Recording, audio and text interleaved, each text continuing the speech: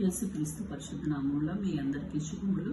ఈరోజు కీర్తనల గ్రంథం 63వ అధ్యాయం చదువుతున్నాము. దేవా, నా దేవుడు నీవే, వేకువనే నిన్ను వెతుకుదును.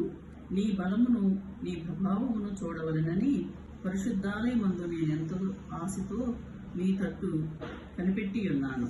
నీళ్లు లేకయుండి ఉన్న దేశమందు నా ప్రాణము నీ కొరకు తృష్ణగొనుచున్నది.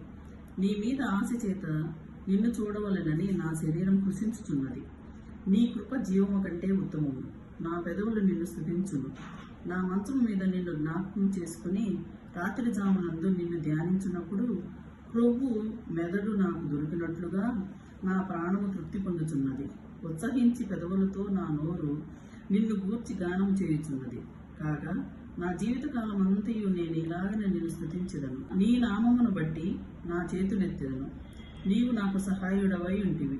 నీ రెక్కల చాటున శరణుచొచ్చి ఉత్సాహధ్వని చేసేదను. నా ప్రాణము నిన్ను అంటి వెంబడించుచున్నది. నీ కుడి చేయి నన్ను ఆదుకొనుచున్నది. నా ప్రాణమును నశింపజేయవలెనని వారు దానిని వెదుకుచున్నారు. వారు భూమి క్రింద చోట్లకు దిగిపోవుదురు. బలమైన ఖడ్గమునకు అప్పగింపబడుదురు. నక్కల పాలగుదురు. రాజులు దేవుని బట్టి సంతోషించును. ఆయన తోడని ప్రమాణం చేయు ప్రతివాడును అతిశయించున్నట్లు అబద్ధములాడు వారి నోరు మోయబడును. ఆమేన్. దేవుడు మిమ్మల్ని అందరినీ దీవించునుగాక.